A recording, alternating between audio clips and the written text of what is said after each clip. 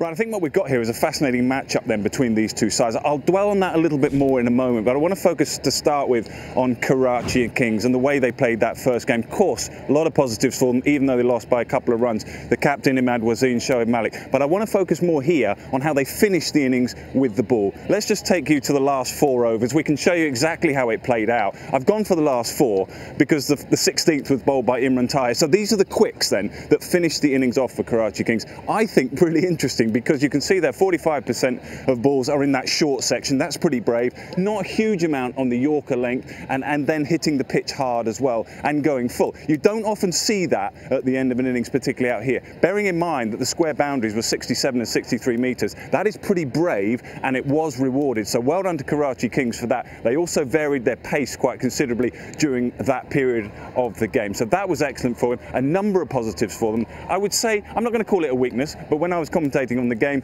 I just felt they got the balance of their side slightly wrong. Let's just have a look at what they went in with. They went in with 8 bowling options. Now, I think that's a little too heavy. I don't think necessarily you need that. They saw it differently. There you go. That is a lot of bowling options when you have someone like Tayyab Tahir, who I think could have played in that 11, bearing in mind that James Vince probably will play. We don't know the side yet, but we think he might play, so that will have to alter the balance slightly. But I think they probably need maybe 1 or 2 extra batters along the way. That is where the nice contrast comes between the two sides, because historically you look at Islamabad United and you look at where their strengths have been, well, in the batting unit, and they bat a long way down and they have plenty of batting options. There are just a number for you. The strike rates there are very impressive. Now, Alex Hales today, he will join the squad a little later. The squads will change as we go through, but Fahim Ashraf right at the end there are a lot of very good numbers there, and they bat very deep. They go at you hard, they put you under pressure in the early overs. So that is something, as I say, is a nice contrast when you look at the way that two sides might just approach this.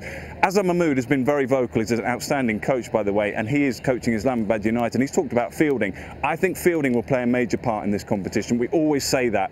But if you look at the way the first 3 games have been played out, there's been some pretty average fielding in truth. So I think if you're a side that's highlighting fielding and the way that Islamabad play with the bat and bat deep, this should be a really, really good contest. Can't wait.